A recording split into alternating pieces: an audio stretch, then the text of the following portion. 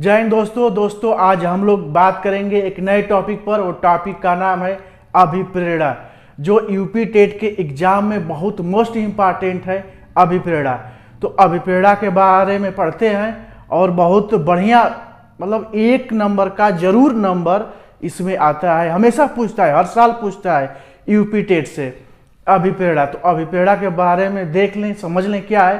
तो अभिप्रेरणा क्या है? अभिप्रेरणा जो है ना, हम लोग की आंतरिक शक्ति है। अभिप्रेरणा जो है आंतरिक शक्ति है और अभिप्रेरणा हर लोगों के पास होती है।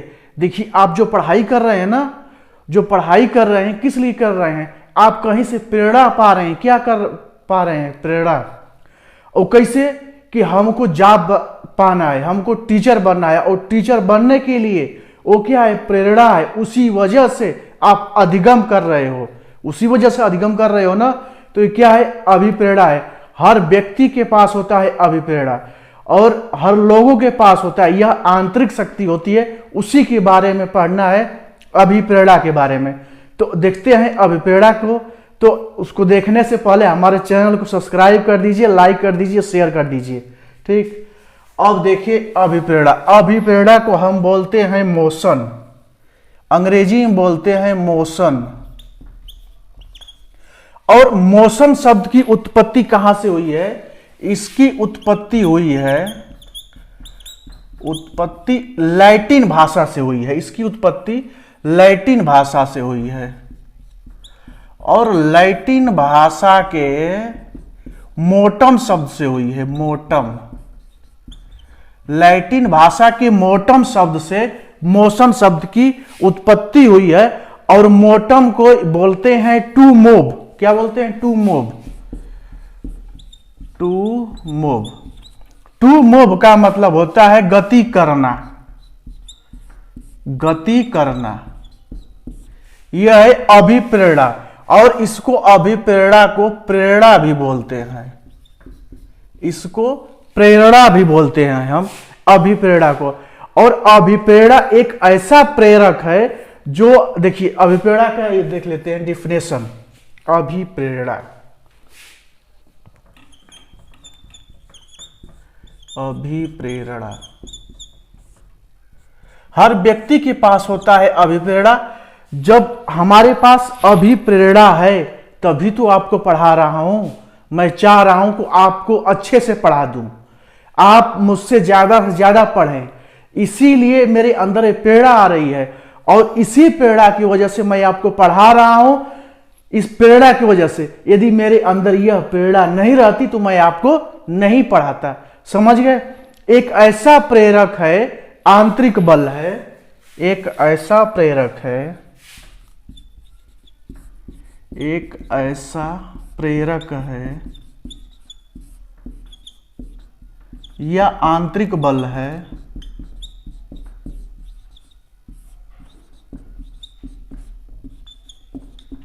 आंतरिक बल है जो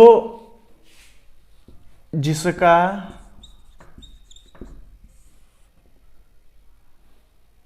संबंध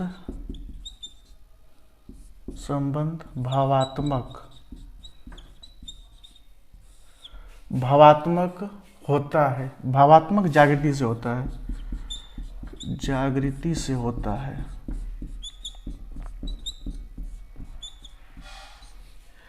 अभिप्रेरणा एक ऐसा प्रेरक है या आंतरिक बल है जिसका संबंध भावात्मक जागृति से होता है।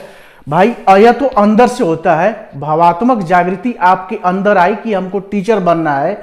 आप टीचर बनने के लिए जब ये बात आपके अंदर आ गई कि मुझे टीचर बनना है, प्रेरणा मिल गई, तो वही तो है भावात्मक शक्ति। इसको अनिवार्य स्थिति भी है। अभिप्रेरणा हर व्यक्ति के लिए, जीने के लिए तो एकदम जरूरी है अभिप्रेरणा। अभिप्रेरणा नहीं रहेगा तो आदमी, जैसे वो कुत्ते पर हुआ था ना, पावलाव जी ने कुत्ते पर किया था ना। क्यों? उसको जब उसका लार ग्रंथि काट दिए तो उसको भोजन की जरूरत पड़ी। जब भोजन को देखकर लार टपकाने लगा, क्यों? ये अभिप्रेरणा अंदर से हुई, उसको कोई बताया नहीं। उसको भोजन देखकर उसको भूख जग गई, अब भूख जगी तो उसको लार गिरने लगा। तो यही चीज है अभिप्रेरणा। इसको बोलते हैं सुनहरी सड़क। अभिप्रेरणा को अभिप्रेरणा का कई नाम है, इसको सुनहरी सड़क भी बोलते हैं, सुनहरी सड़क या राष्ट्रीय राजमार्ग, राष्ट्रीय राजमार्ग, समझ गए।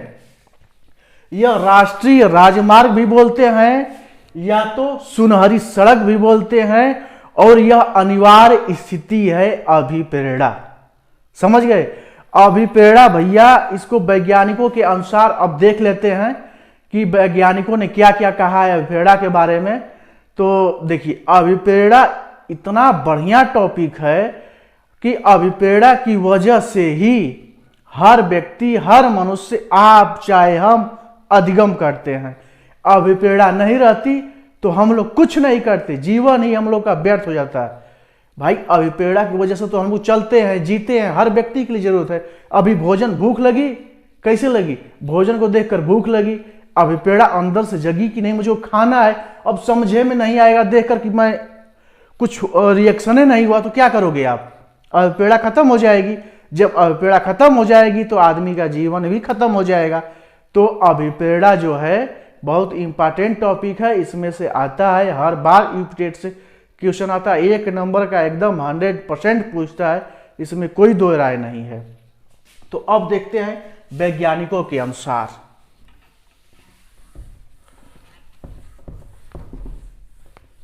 वैज्ञानिकों के अनुसार यहां पर मैं लिखा हूं, देखिए वैज्ञानिकों के अनुसार अभिप्रेरणा क्या है। कार्टर गुड लिखते हैं। कार्टर गुड एक वैज्ञानिक हैं, उन्होंने कहा है अभिप्रेरणा किसी कार्य को आरंभ करने, जारी रखने एवं नियंत्रित करने की प्रक्रिया है। एक गार्डर गुड ने कहा है, गुड जी का बहुत इंपॉर्टेंट है, आ भी सकता है इनका गुड का, कि अभिप्रेरणा किसी कार्य को आरंभ करने, जारी रखने एवं नियंत्रित, कार्य को आरंभ करने, जारी रखने एवं नियंत्रित करने की प्रक्रिया है। गार्टर गुड जी ने कहा है। और बीएफ स्किनर ने कहा है कि अभिप्रेरणा अधिगम का सर्वोत्कृष्ट राजमार्ग है। क्या है? सर्वोत्कृष्ट राजमार्ग है। किसने कहा है? बीएफ स्किनर ने। इसको याद करने का यह एक तरीका है। स्किनर है ना, स्किनर को यहां से देख लीजिए। नर, नर मतलब आदमी।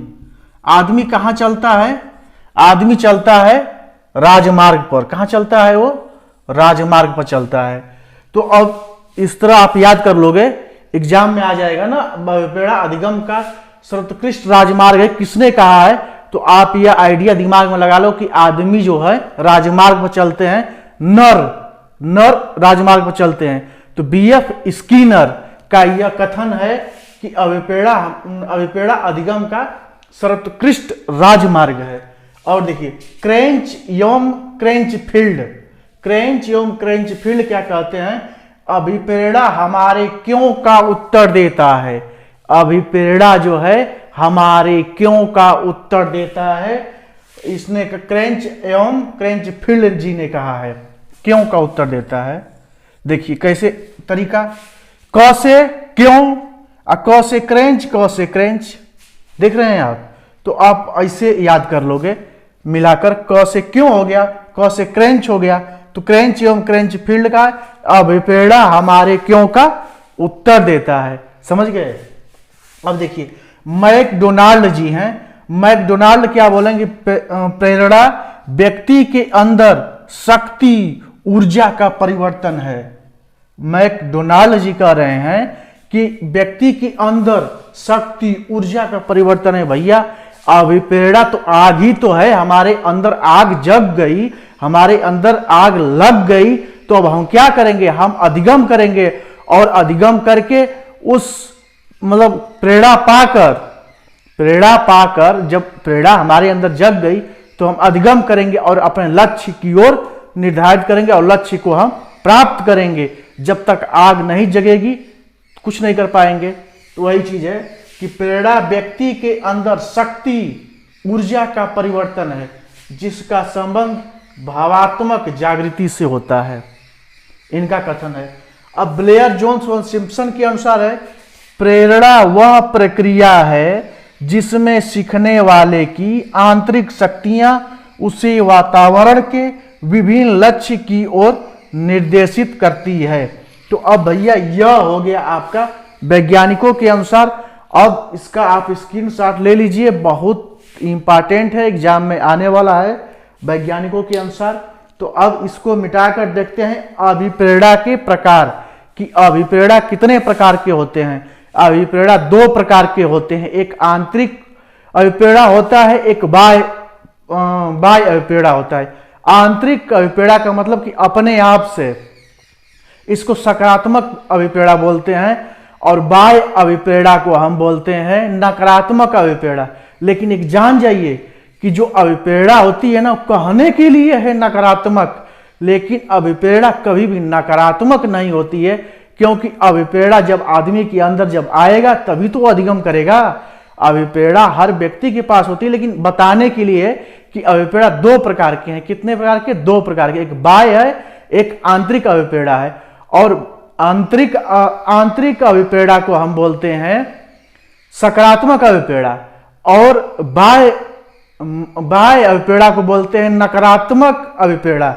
लेकिन अभिप्रेरणा जो होती है वो नकारात्मक कभी नहीं होती है। तो अब उसको देखते हैं, इसको मिटा दूं मैं, आप लोग नोट कर ही लिए होंगे।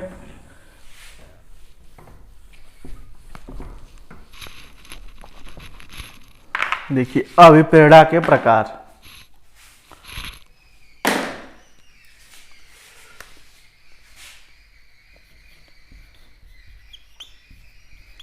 अभिप्रेरणा के प्रकार। अभिप्रेरणा जो होती है दो प्रकार की होती है, एक आंतरिक प्रेरणा होती है, एक आंतरिक प्रेरणा,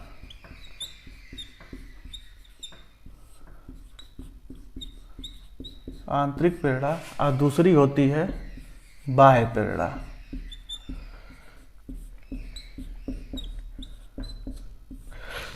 अब इसको बोलते हैं सकारात्मक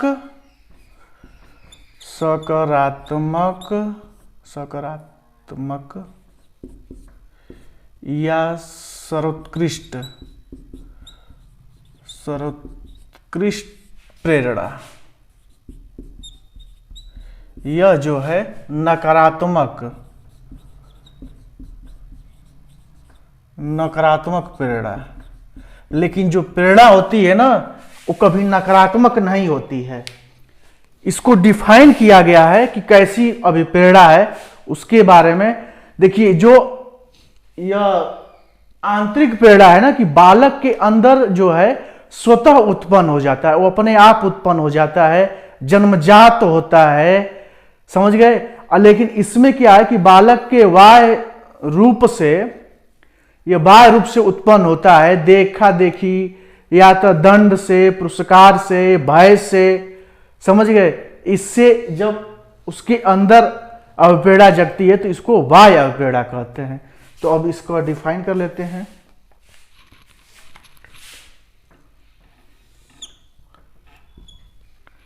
बालक के अंदर स्वतः उत्पन्न होने वाली प्रेरणा, बालक के अंदर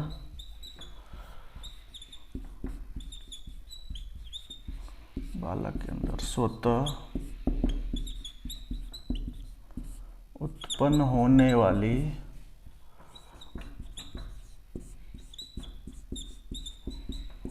प्रेरणा है यह।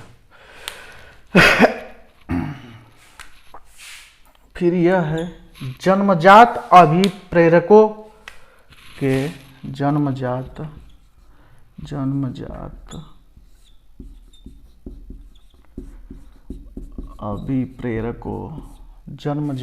अभिप्रेरकों के कारण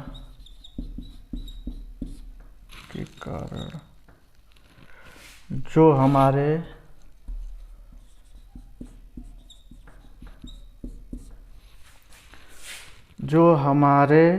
अंदर अभिप्रेरणा आती है, जन्मजात अभिप्रेरकों के कारण जो हमारे अंदर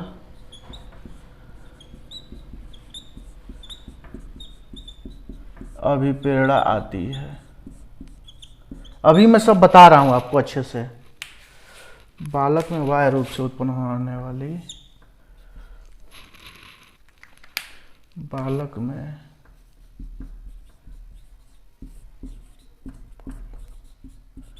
बाह्य रूप से उत्पन्न होने वाली प्रेरणा।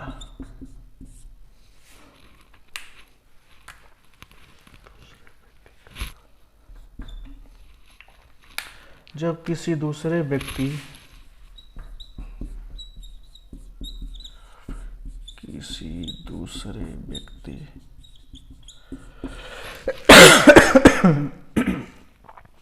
प्रभाव के कारण, प्रभाव के कारण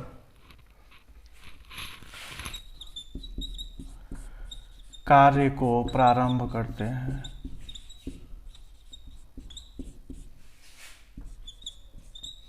कार्य को प्रारंभ करता है और अपने लक्ष्य की ओर जाता है। कार्य को प्रारंभ करता है और अपने लक्ष्य की ओर जाता है। देखिए, यह आंतरिक प्रेरणा है। आंतरिक प्रेरणा का मतलब सकारात्मक या सर्वोत्कृष्ट प्रेरणा। बाह्य प्रेरणा का मतलब नकारात्मक प्रेरणा।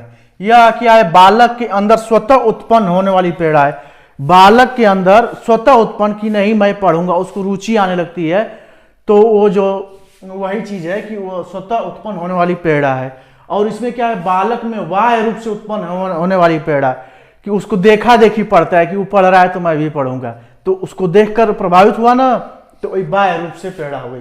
दूसरा है जन्मजात अभिप्रेरकों के कारण जो हमारे अंदर अभिप्रेरणा आती है। जैसे हमारे घर कई लोग हों, टीचर हों, या उसके घर कई लोग या पुलिस वाले हों, फौजी हों, तो उनको देखकर जन्मजात उसके अंदर प्रेरणा जगती कि मुझको ये चीज बनना है। वही चीज है अभिप्रेरणा। इसमें क्या, जब किसी दूसरे व्यक्ति के प्रभाव के कारण कार्य को प्रारंभ करता है, मतलब कि वो जो बढ़िया कर रहा है, वो टीचर है तो मैं भी क्यों ना टीचर बन जाऊं, उसके लिए है। और इसमें क्या है कि इसमें आपको कहानियां सुनाई जाएगी। जैसे इनका अब्दुल कलाम का, कि अब्दुल कलाम बहुत महान वैज्ञानिक थे, वो पेपर बेचकर पढ़ते थे, तो उसके अंदर एक जागृति आ जाएगी। इसमें क्या है, इसमें उनको दंड देना पड़ता है। जैसे कोई बच्चा पढ़ के नहीं आया, उसको एक डंडा मार दिए, पढ़ने लगा तो उसको प्रेरणा मिली ना, यह नकारात्मक प्रेरणा है, लेकिन उसके रूप में वो सकारात्मक। वही बता रहा हूं ना कि जो प्रेरणा होती है कभी नकारात्मक नहीं होती है, वो हमेशा सकारात्मक होती है प्रेरणा। तो लेकिन यहां पर जब किसी दूसरे व्यक्ति के प्रभाव के कारण कार्य को प्रारंभ करता है और अपने लक्ष्य की ओर जाता है, कार्य को प्रारंभ करता है और अपने लक्ष्य की ओर जाता है, तो यह है बाह्य अभिप्रेरणा। जैसे अभी इस काम को करोगे आप, यह एक पेज होमवर्क करोगे, तो आपको मैं एक चॉकलेट दूंगा, क्या है? बाह्य अभिप्रेरणा आ जाएगा। ऐसे ऑप्शन बनाकर दे देगा कि यह किसी बच्चे को चॉकलेट देकर क्रिया कराई जाती है, अधिगम कराया जाता है, तो वो कौन सी प्रेरणा है? आंतरिक अभिप्रेरणा है कि बाह्य है? तो यह जो है आंतरिक नहीं बाह्य अभिप्रेरणा है। इसी को बोलते हैं नकारात्मक अभिप्रेरणा। समझ गए? इसमें कहानियां सुनाकर प्रभावित होता है, जन्मजात होता है। मतलब जन्मजात अभिप्रेरक क्या होते हैं? अभिप्रेरक एलिमेंट होते हैं, तत्व होते हैं। उस अभिप्रेरक को देखकर, जैसे मैं टीचर हूं, आप मुझको देखकर पढ़ रहे हो, तो मैं आपके लिए अभिप्रेरक का काम कर रहा हूं। अभिप्रेरणा आपके पास है, आपके अंदर अभिप्रेरणा आ जाएगी, प्रेरणा आ जाएगी तो आप टीचर बन जाओगे। यही चीज है अभिप्रेरणा, अभिप्रेरक में फर्क है। तो अब देख लेते हैं अभिप्रेरणा के प्रकार। जब हो गया तो अब नेक्स्ट देखते हैं अभिप्रेरक। देखिए अभिप्रेरक क्या होते हैं। अभिप्रेरक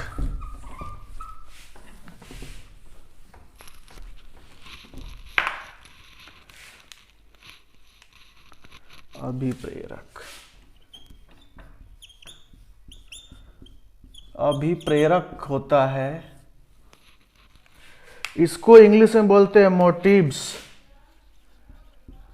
मोटिव्स, मोटिव्स बोल सकते हैं या ड्राइव बोल सकते हैं, ड्राइव, मोटिव्स, ड्राइव और चालक।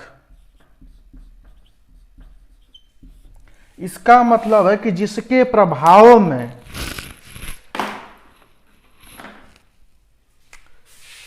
जिसके प्रभाव में जारी कार्य जारी रख सकते, प्रभाव में कार्य को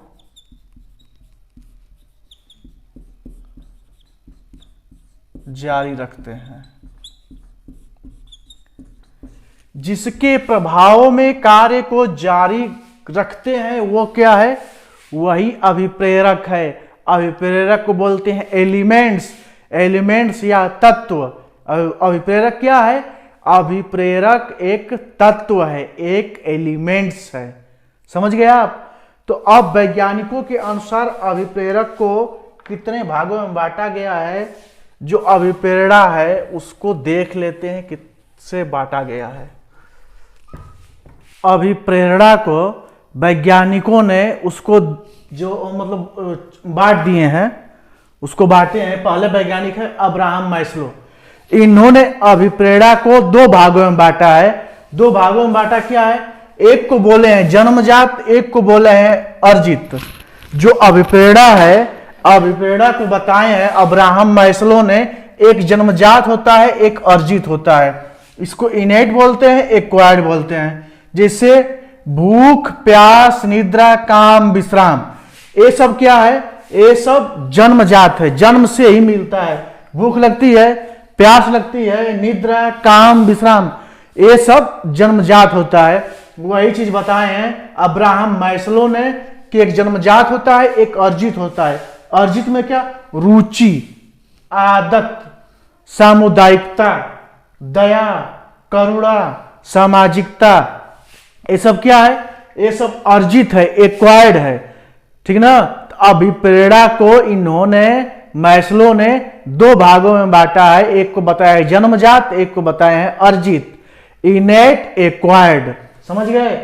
अब दूसरे वैज्ञानिक थॉमसन ने भी अभिप्रेरणा को दो भागों में बांटा है। इसको बांट कर क्या बताए हैं, बताए हैं कि स्वाभाविक होता है एक कृत्रिम होता है। स्वाभाविक मतलब नेचुरल, आर्टिफिशियल मतलब कृत्रिम।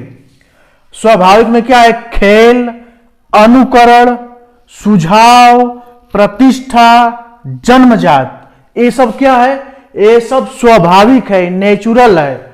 थॉमसन ने बताया अभिप्रेरणा को दो भागों में इन्होंने भी बांटा है। और बांट कर क्या बताया कि स्वाभाविक, कृत्रिम, आर्टिफिशियल मतलब दंड, पुरस्कार, सहयोग, यह क्या है, यह भी अभिप्रेरणा है। लेकिन कैसा है, आर्टिफिशियल है, कृत्रिम है। इन्होंने थॉमसन जी ने बताया।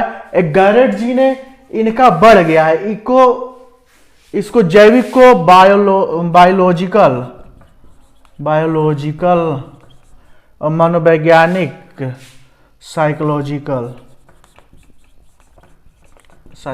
बोलते हैं, इसको सोशल। ठीक ना? देखिए, बायोलॉजिकल मतलब जैविक। गैरेट ने अभिप्रेरणा को तीन भागों में बांटा है। देखिए, मैस्लो ने और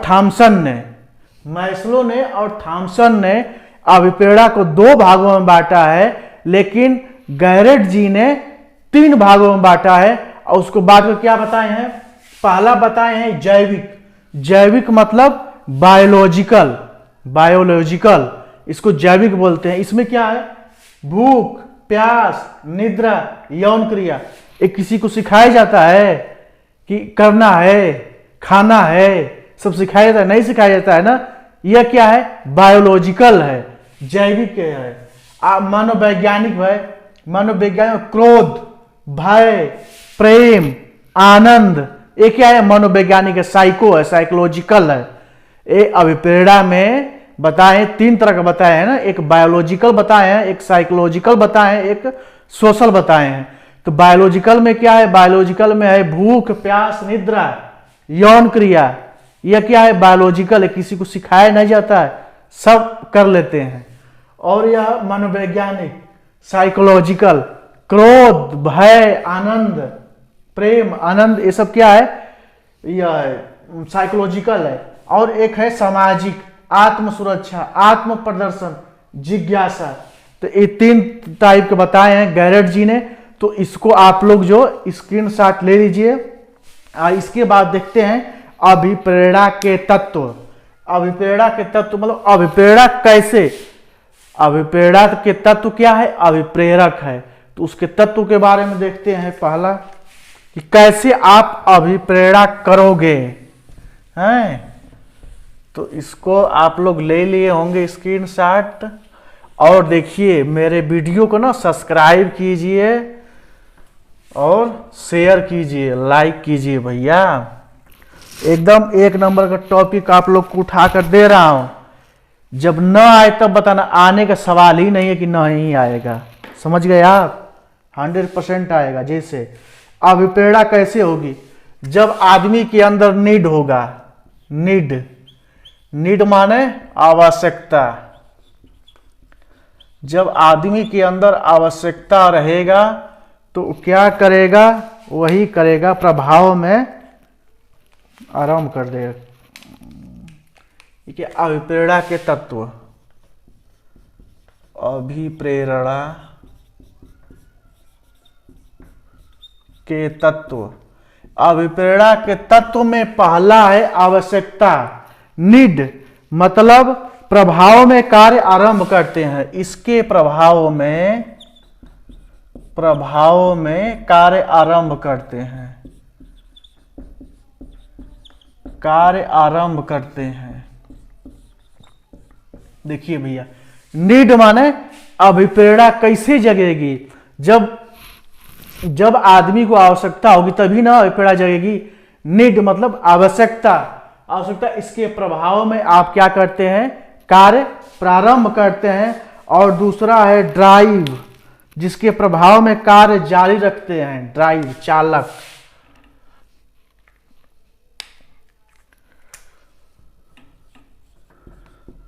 ड्राइव, चालक, अंतर्नोद, ये इसका नाम है अंतर्नोद।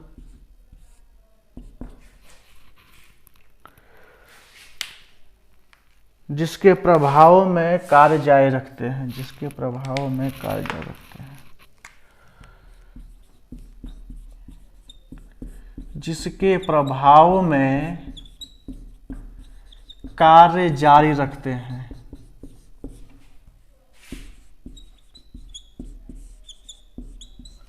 ड्राइव, चालक, अंतर्नोद, जिसके प्रभाव में कार्य जारी रखते हैं। और तीसरा है एक प्रोत्साहन।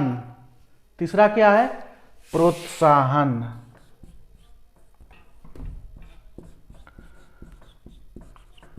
प्रोत्साहन को इंग्लिश में क्या बोलते हैं? इनसेंटिव शायद होगा। इनसेंटिव।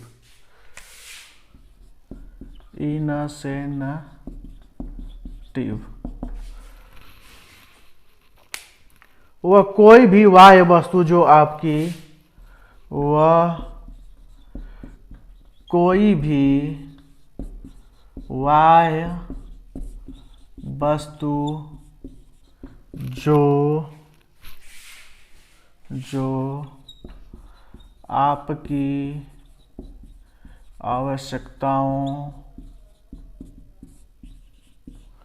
आवश्यकताओं की पूर्ति करके, आपकी आवश्यकताओं की पूर्ति करके चालक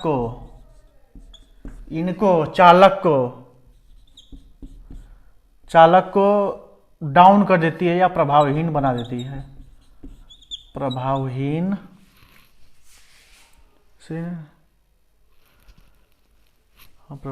कर देती है। देखिए नीड माने अभिप्रेरणा के तत्व। अभिप्रेरणा के तत्व का मतलब कि अभिप्रेरणा आदमी कैसे करेगा, इसी तत्व की वजह से करेगा, अभिप्रेरक की वजह से करेगा।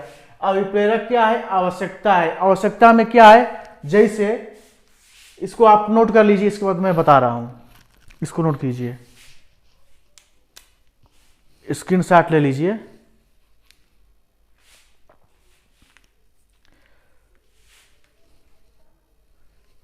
इसको मिटा दूं।